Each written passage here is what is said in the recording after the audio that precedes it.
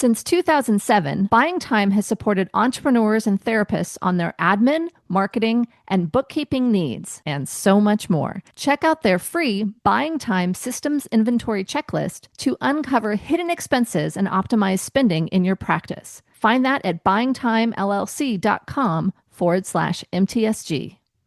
Therapists, with summer around the corner and kids on vacation, clients may have more time to level up on therapy. If you want to make therapy more accessible for them without compromising on your full private pay rate, you'll want to check out Thrizer. They make the out-of-network process so much easier. No more super bills, no more insurance calls, and best of all, no more months-long reimbursement waits. Go to join.thrizer.com/modern therapist to learn more.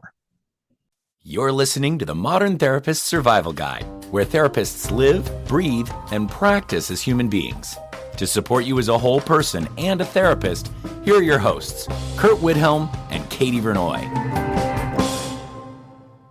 Welcome back, Modern Therapists. This is the Modern Therapist Survival Guide. I'm Curt Widhalm with Katie Vernoy, and this is the podcast for therapists about the things that happen in our field, the things that happen in our profession, and we are making a bigger effort to have some lighter, more hopeful episodes mixed into our 2025 dark cloud of other content, as many of our episodes have gone very, very serious. And even in some of our previous attempts to have nicer episodes that then also turned dark, this one is, at least at the beginning of the episode, 95% guaranteed to be hopeful and supportive. I think that's too high. I think 95% is probably way too high. I think just the way that you and I are, we're just sometimes a bit serious. And we think about the other alternatives that then all of a sudden go down a very serious, dark path. It's just who we are. I think we should own it. Well, I think that this is an episode that I have to give credit that a lot of the ideas in this episode came from an Instagram post that is outside of our industry completely. There is a hilarious Instagram account called Assistants versus Agents, which is run by Hollywood assistants about the many things that they face in their field. But I thought that this was such good advice that I am taking many of the things that they're talking about and hopefully leaving this as good advice for people in our fields, people that we're mentoring, things that I want to try and do better because I have not always been successful at all of these. But in true, just kind of survival guide fashion, these are my suggestions for the people who are starting out in my practice, but wanting to share this with the entirety of our modern therapist community. And I did let Katie preview this a few minutes before the episode, say, hey, I want to have a 95% positive episode. And I can only guarantee you 75%. So these are some suggestions, as Katie put it, Curt's Guide to Life was what you said before the... Yes, your life lessons or, something like and that. I will say part one, but I think that these are good lessons that I think in reflection across my career, what I've seen work for others, that I might encourage everybody to do.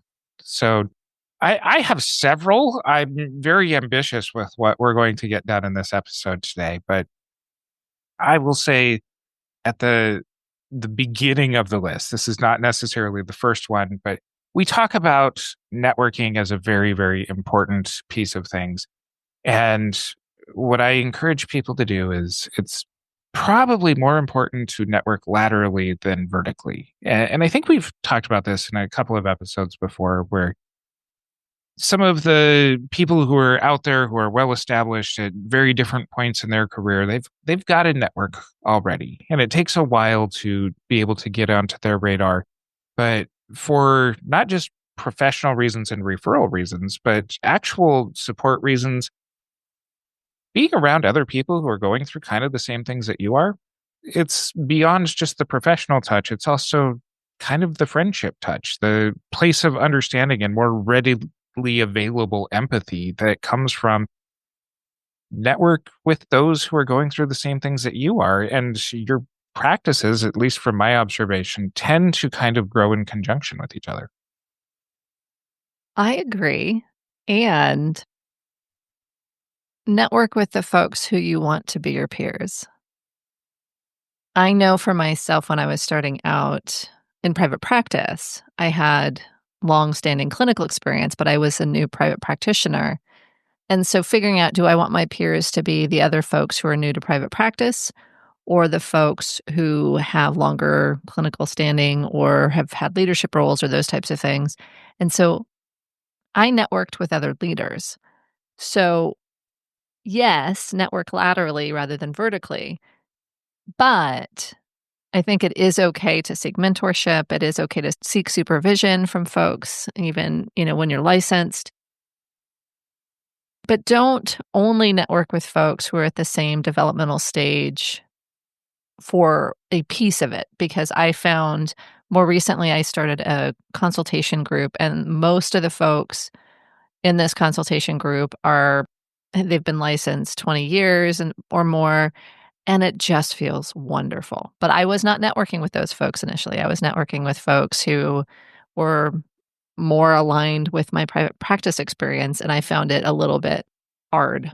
So, yeah, do an assessment. Number 2 on my list is trust your taste, but stay curious. I was so curious on this one because I have no idea what you mean by this. I think that this falls into that combination of know yourself, know how you practice, know what it is that you are, and recognize that that's not the end. That Know yourself, but that is not the end.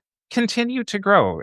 For many of the sweeping declarations that I had made early in my career about these are populations that I will never work with, and now my practice works almost entirely with those.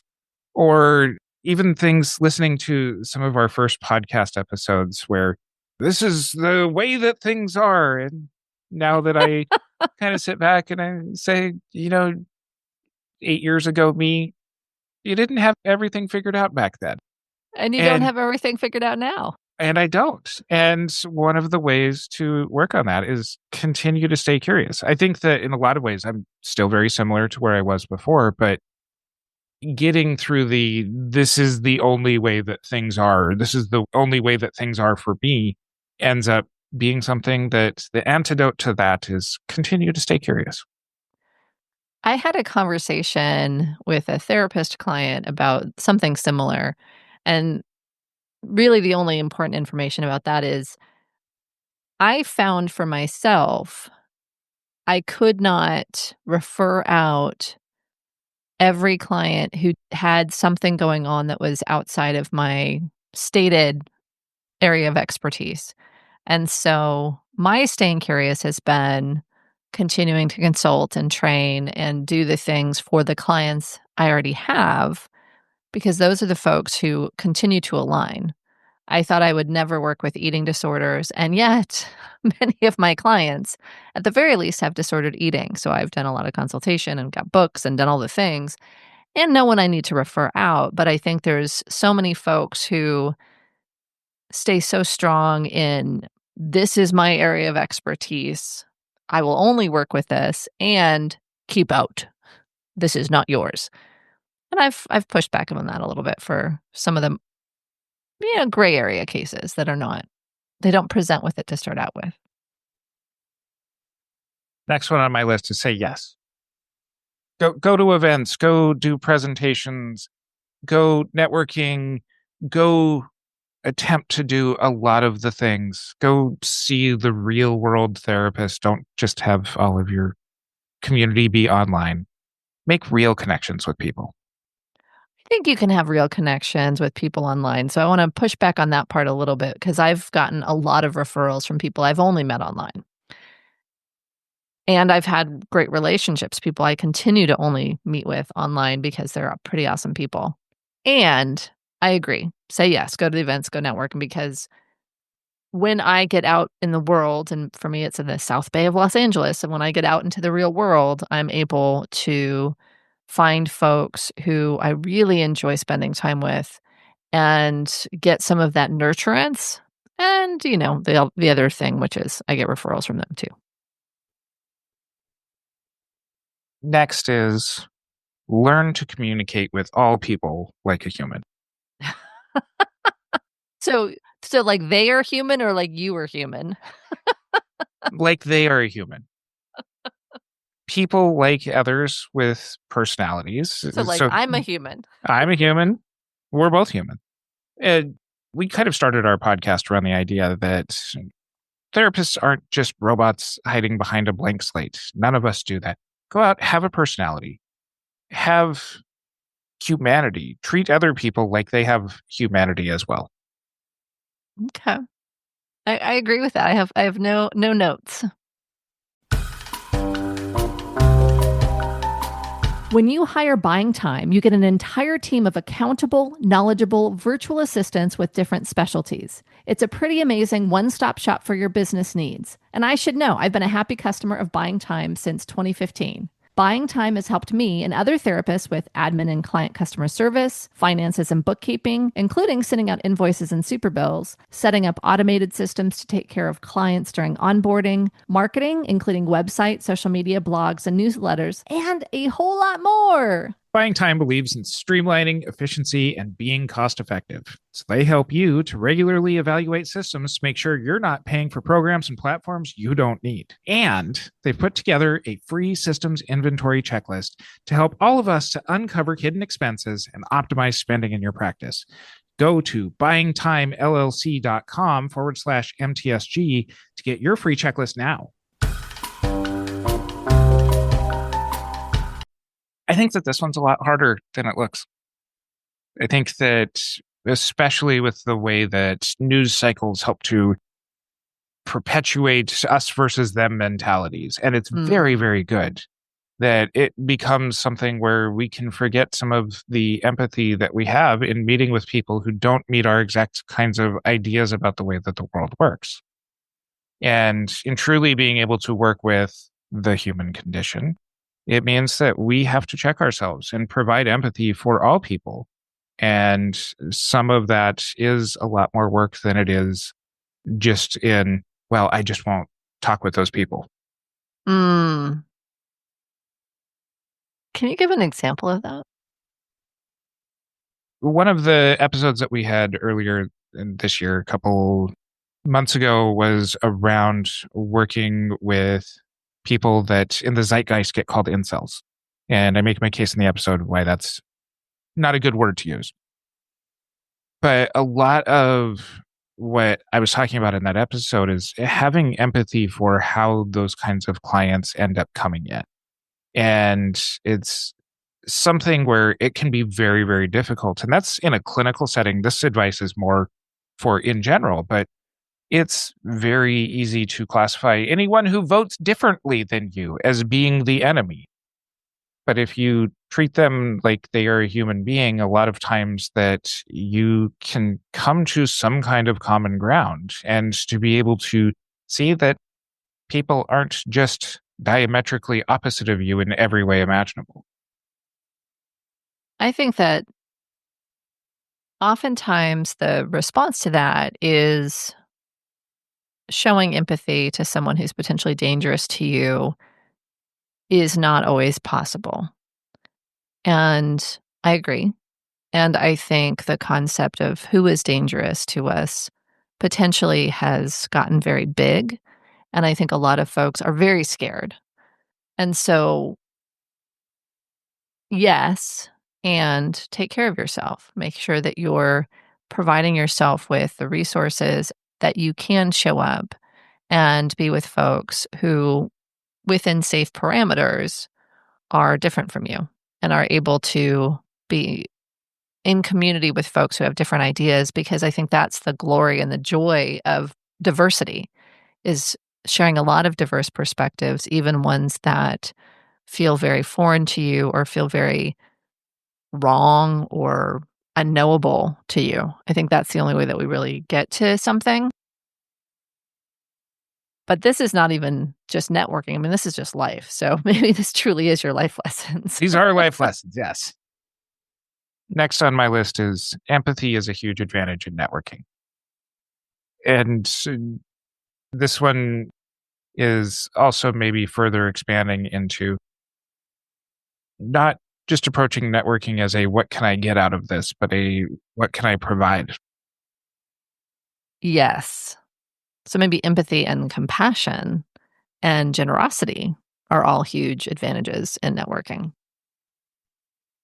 Next is it will be a very short career if you take everything personally. Are you attacking me right now? Actually, I take very little personally, but I thought I just could not help but do the joke. I agree. And I think if folks are burned out and they are under attack in different ways, whether it's from society or from colleagues, it can be very hard to not take things personally. So I think this is an aspirational one for folks, for some folks. And so I think it's really important that people actually work on this because it is very hard to be a therapist if you're taking things personally, especially within session, but even within networking. I think, yes, have boundaries, follow what you need to do, but having it live rent free inside your head, that makes it very hard to sustain being a therapist. And also in this, I learned this from our friend, Dr. Ben Caldwell, as well as some of the advocacy stuff that we do. We're seeing the ways that sometimes rules get put in place, whether it be at an agency, whether it be legislatively, is not necessarily looking at things through the lens of malice, but looking at it through the lens of potential incompetence or not understanding the larger ramifications out of things. And it's a lot easier and healthier to live through life when you look at things that this isn't something that is being directed necessarily at me by somebody, but also it could be something where they have the opportunity to not know the impacts of what they're doing. It's very important to be able to get to a strategic advocacy space or a place where you can take care of the situation, those types of things. But I do want to honor that sometimes some of the stuff, whether it's personal or not, is deeply impactful for some folks. And so my addition to that is take care of yourself, process the harm, process the feelings around it, and get yourself to a place where you can be in more wise mind, so to speak, where you can identify what is the strategic goal here? What can I do to try to fix this harm or advocate for myself or for folks in my community? Because there are times that even if it's incompetence or some sort of different philosophy that leads to things like registries or deportations or whatever we're talking about, like those types of things can feel personal and maybe they are not, but they still can feel very harmful. And so I think it's important for us to take care of our emotional responses, our emotional well-being, and then step into the things that we can do to help put it in context. This isn't about me. This is potentially about people like me, but it's not about me personally. And what can I do here? And what support can I get to be able to shift things and make changes to the world? Next on my list, because this is really developed around my practice advice, but I think that make this fit to wherever you are geographically located. Be kind to everyone. LA might be a big city, but mental health is a small town. I think that's good advice overall. I think being kind when you can is especially important because there are always the small towns. There's the small towns of a small Facebook group or the mental health community or whatever. Being kind is, I think, a really good policy. And an extension of that one and more specific is be nice to the pre-licensed, the support staff, those below you on an organizational chart. You never know where they're going to end up. So that's very strategic, but you also, I would like to acknowledge, because they are humans and they deserve your respect, you cannot do your job without the folks that you were describing. This is something where I went on a tirade. This was in a group supervision probably 20 years ago because folks were complaining about this was like case managers or rehab specialists and folks that were below them on the organizational chart, and they were just speaking about them as objects. And I was like, whoa, whoa, whoa. Let's remember these are human beings. Treat them with respect and kindness. These are your colleagues, even if they have a different level of education than you do. Do not treat someone like your personal servant just because they're below you on the org chart. I remember when we had the Very Bad Therapy co-hosts on our podcast back when they were both very much in their pre-license. They might have even still been in grad school or They were very still in freshly grad out. school. Yeah. And when we were promoting that episode, that there was a couple of people who just vitriolically responded to some of our online posts around, what do grad students have to teach us? Yeah. And Not good. I still see that name pop up around from time to time, and I choose to remember what their approach to people were.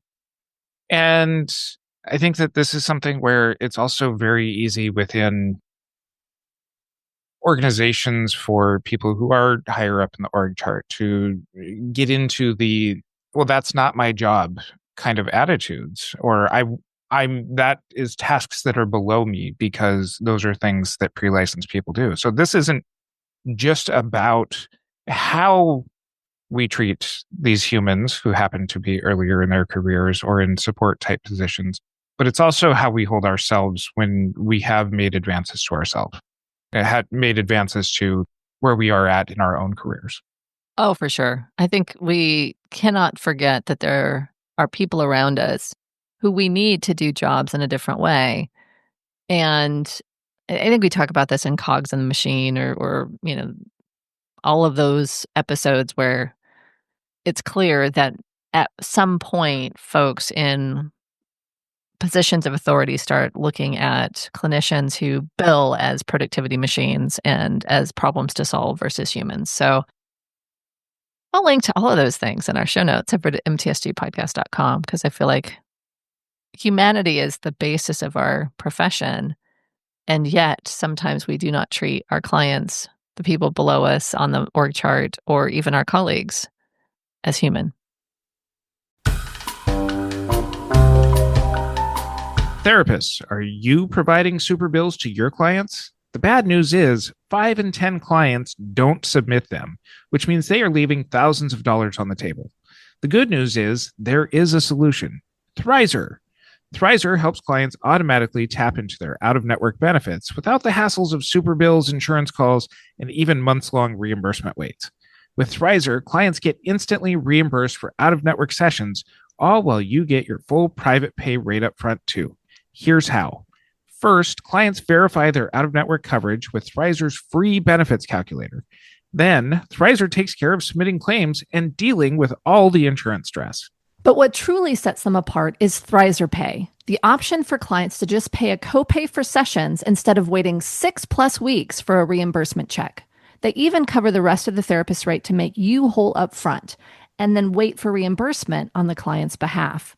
This isn't too good to be true. Thousands of clients and clinicians are already using Thrizer to make the therapy process more seamless and accessible. Check them out at join.thrizer.com/modern therapist or use the code modern therapist for a free special offer.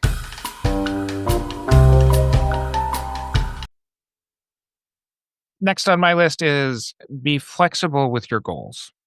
Let them grow and evolve. 100%.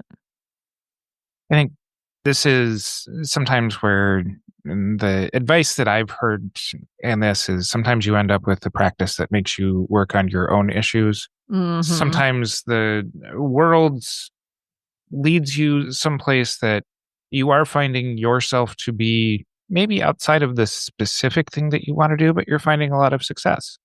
Sometimes it's not getting hyper focused on just reaching a certain outcome. And some of that evolution ends up coming along with just smoothing out the rougher edges of who you are. Absolutely. Next is learn by doing. you will learn more from practice than by watching or reading. I think there's so many different ways that can play out. One is taking clients that are within your scope of practice, but potentially not your scope of comfort, and being able to learn and get consultation or take supervision on it. I think some of it is also how we do CEs and ongoing training. I think a lot of folks will quickly watch or read or listen and try to knock out CEs without a lot of thought, but the ones that are most effective are the ones that are experiential. So I agree across the board, learn by doing. I have a feeling that this might be one that you have a little bit of pushback against. Okay. Find ways to be indispensable. I don't have pushback right away, but maybe can you clarify what you mean by indispensable? This is more of an outcome goal rather than a process goal, because I do recognize that sometimes we can make ourselves locked into being somebody's sole purpose or sole confidant, sole thing that makes us get stuck.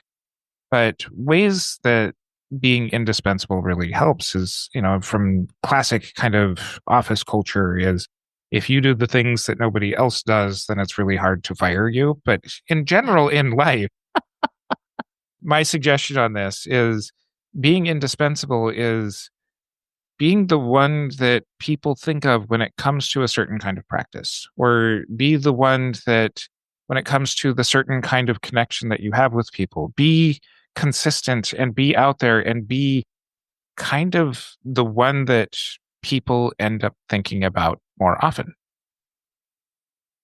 Okay, so I see why you said I would have some pushback. So I want to put a little bit of a caveat in there. Be indispensable, don't get stuck.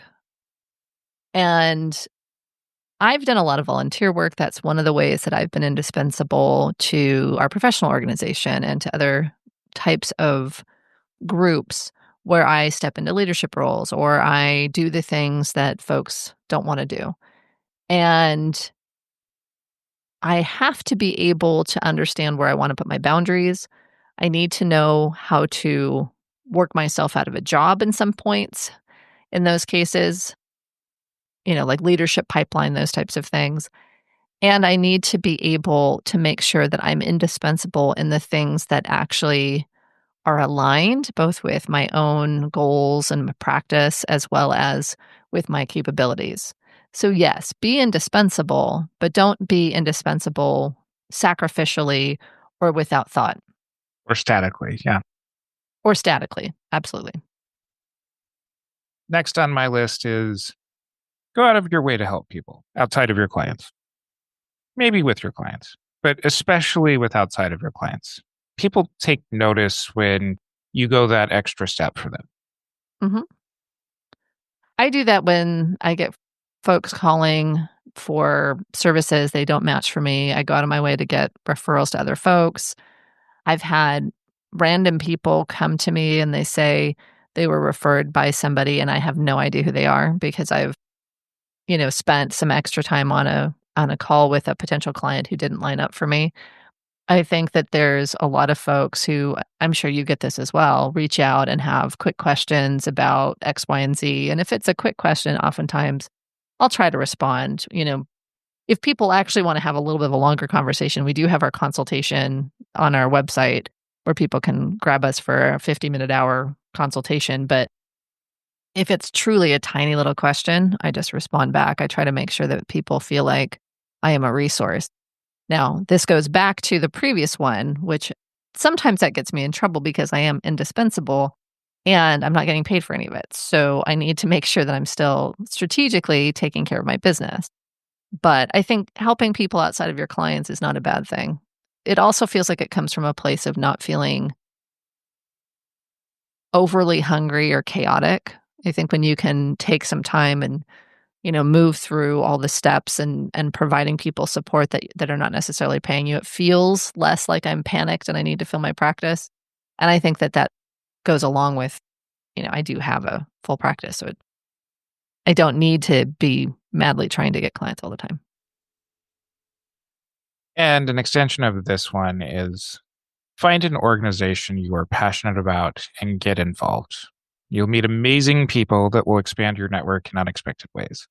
Now, this doesn't necessarily mean it has to be your professional network. It doesn't necessarily have to be within mental health industry.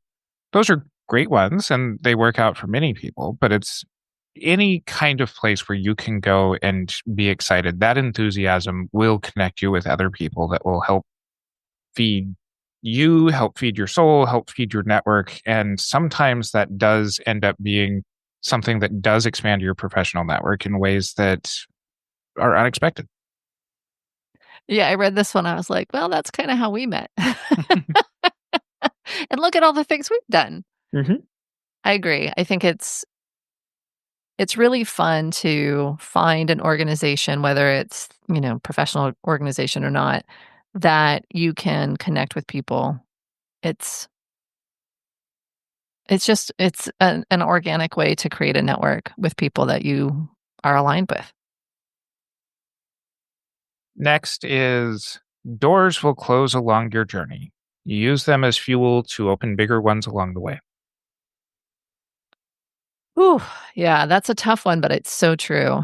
One of the doors that closed on my journey was my community mental health journey, and definitely it was the right move for me, but it was super hard and heartbreaking at the time. When I ran for the president of the California Association of Marriage and Family Therapists and was not successful in that election, it was the time to close a chapter in my professional career, and it allowed for me to be able to move on to the next things. And I've managed to find other ways to fill that time and that energy to give back to our profession. I think that our podcast would probably look quite a bit different if that had been something that had delayed. And it's not the end all be all of everything, but learn and move on. Mhm. Couple of last ones here. Be your biggest cheerleader because no one else will be. It's up to you to celebrate and acknowledge your wins. Do it humbly. Do it in a way that is, hey, I am doing stuff. I am doing things. Yay me. Give yourself credit for the things that do well, but you should be your own biggest cheerleader first. I think the humble part aligns with our profession. I think that, sure, be humble if it aligns for you, but you can also be boisterous and bombastic if you want. Be you and celebrate yourself in your own way. And last on this is all you have is your reputation. Let it guide your decisions. This is the how you work with people. You are a representation of how you work with your clients. That's what people get to peek in on how you are as a person. That's what their idea of how you are going to show up with clients that they refer to you. Your reputation is what ultimately is the touch that you have with people. I think there's a longer conversation that we have about this in the civil disobedience episode that we do, because I think, yes, your reputation is who you are. And I think that there's pieces of that that can go deeper, like, am I aligning with my morals and values? Am I doing what I think is right? And so, yes, let your decisions be guided by your reputation. We would love to hear what other kinds of advice that you have for others in the fields. This is just a starting place. This is something that I'm sure will continue to grow. And we'll probably put this on our social media in various chunks as well. And you can follow us on any of our socials, join our Facebook group, the Modern Therapist Group, to continue on with these conversations. Find our show notes over at mtsgpodcast.com. And until next time, I'm Curt Widhalm with Katie Vernoy. Buying Time is a full-service virtual support agency that is standing by to support you in your practice. It's time for you to get out of the day-to-day and bring in someone you can trust who has the experience to help you with all of your business needs.